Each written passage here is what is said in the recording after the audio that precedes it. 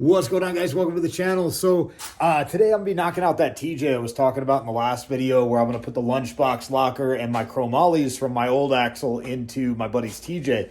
So there's that TJ. Unfortunately, I actually had my camera die while I was breaking everything down, so I lost the first half of all this, but no big deal. We're into like the important part anyways, so the rest of it's pretty easy. But now we're getting into kind of the more complicated side, getting the carrier out and putting in the Lunchbox locker. Now I'm gonna get you guys set up on the stand. I'm gonna show you guys a quick trick to getting these carriers out that'll make it super easy, and then we're gonna get this onto the bench and start doing the Lunchbox locker. Now I got you guys under the Jeep, and I have a wrench set up on one of the ring gear bolts. Now, the trick to pulling these out is actually not to really kind of pull on them. Set up a wrench. If you have a high pinion, put it up at the top like it is here. If you have a low pinion, set it up on the bottom. And what you're actually going to do is we're going to go ahead and spin the drive shaft. We're just going to spin the pinion to actually walk that carrier out of the housing. Makes it super simple, because otherwise, I see people trying with pry bars and everything else.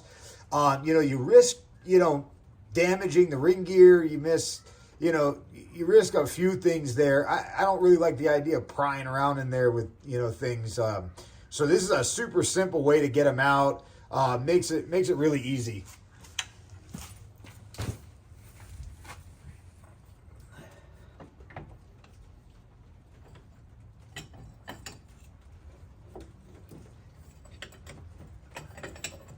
All right, now if you saw the video where I removed the Lunchbox locker, you could tell these are pretty simple things to do. Now, just like with removing it, you're gonna have to pull the ring gear. Not all of these Lunchbox lockers. It just all depends on the gear ratio, as well as the axle itself, whether or not you're gonna have to pull the ring gear. It just all comes down to this pin in the center. This center pin has to come out, and on the Dana 30 with these thick cut gears, it can't come out without removing the ring gear. So I'm gonna go ahead and spin these bolts off real quick, and we'll get that pin out. All right, now I got all of them out except two. What we're gonna do is we're gonna leave those two, so that way I'm gonna smack these with a mallet. And we're just going to make sure that the ring gear, we just don't want it to drop off and fall. So I just got a couple turns on each of these bolts to hold it, to keep it from falling.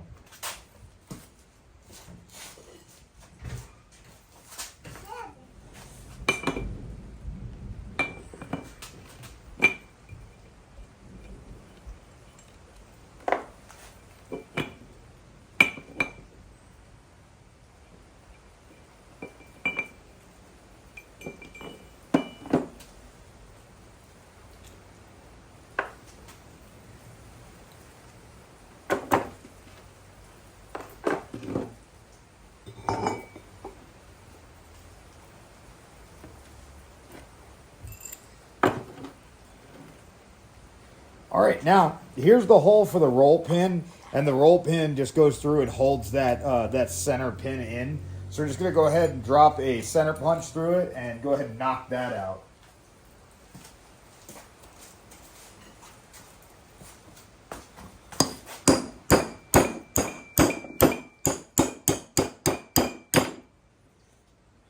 There's the roll pin.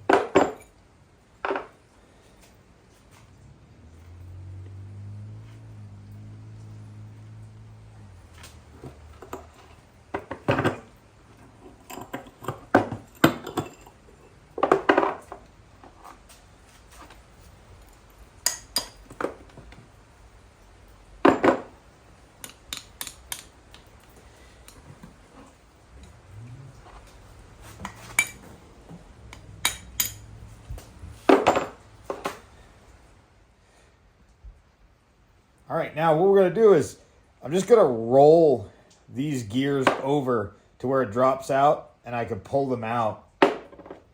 And then we're going to do the same thing with the top and bottom. So they're just going to slide down out of the groove.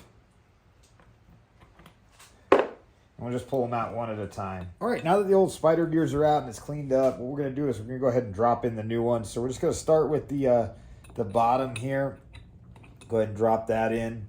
Now, we got to put in the next half.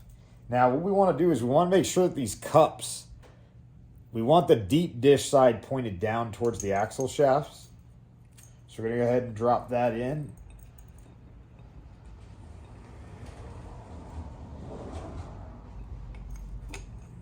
We want to try to get these teeth to drop into their grooves so they sit farther down. So now we're going to go ahead and do the top piece.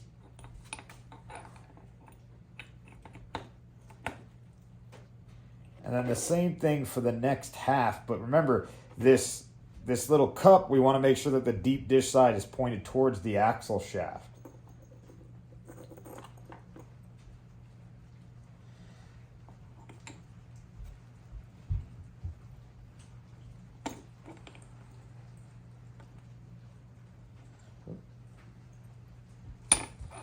Putting it in here backwards.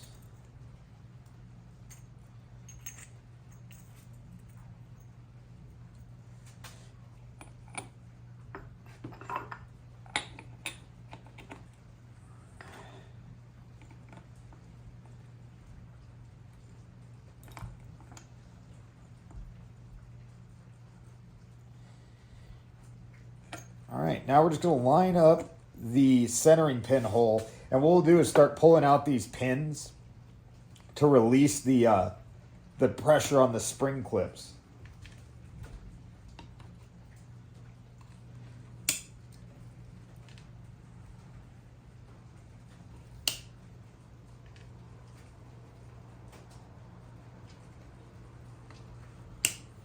All right, so now we're going to go ahead and turn until we line it up with the center, the centering pin hole. But we got to get those cups in the middle. We have to go ahead and get those slid out of the way. So I'm just going to use this punch and just kind of slide them off to the side. And once we have that done, we'll be able to go ahead and drop that pin through.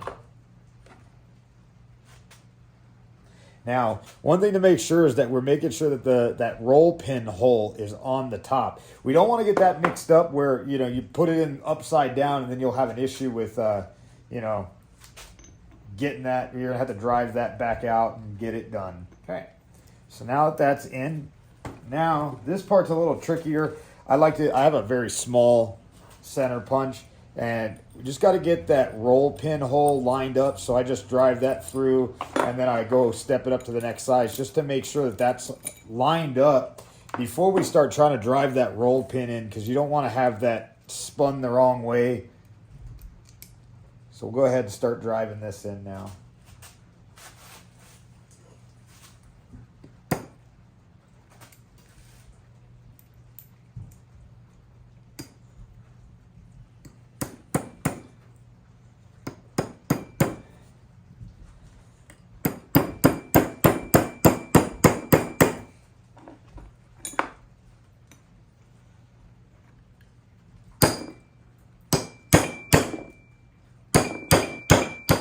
So now I just got to go ahead and get the ring gear thrown back on. Now I got to go ahead and clean this because we don't want to put Loctite on with all the gear oil and everything. So I got to get this cleaned off. I'll go ahead and I'll get all the bolts put in, Loctited, torqued down, and then we're going to go ahead and throw this back into the Jeep. All right, so we're going to go ahead and throw this back in. Now, all I'm really going to do is, all I really needed is just my dead blow and just kind of drive it home. Now, with these, this side has two markings, and it's up on the top. It's stamped the same way on the axle. So we're just going to line those up, make sure that this is facing up.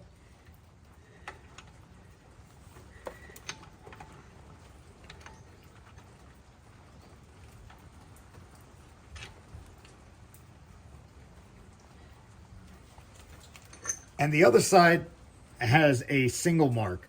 That single mark, there's a matching one up at the top on this side, and we're just going to go ahead and match that together. All right, now we're going to torque these bearing caps to 45 foot-pounds.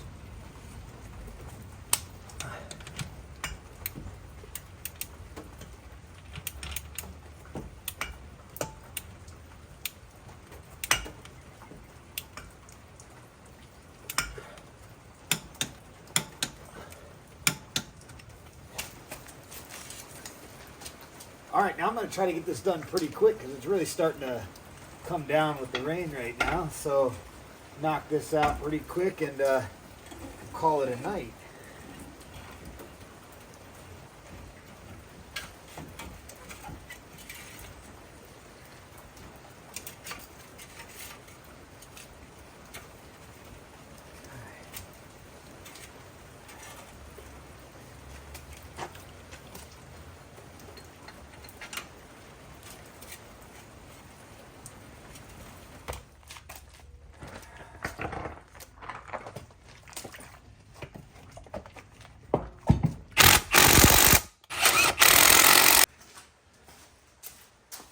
All right, now before I close it up, fill it with fluid and all that, we're just going to make sure that it disengages. I got that wheel on the ground.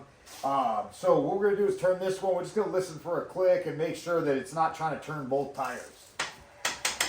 And there it is. So we know it's working.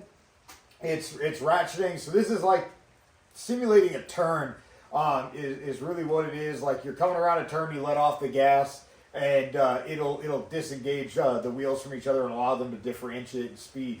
And then if you give it gas, it's going to put pressure and it's going to actually lock that little lunchbox locker up, and it's going to make both wheels turn no matter what. So now that that's all good, I'll go ahead and slap everything together, throw some fluid in it, but that's pretty simple, and it's coming down pretty good now. So I'm going to kind of do this off camera, knock it out super quick. But I appreciate you guys checking out the video. Hopefully this helps some of you guys with installing a lunchbox locker. Until next time, guys, take it easy.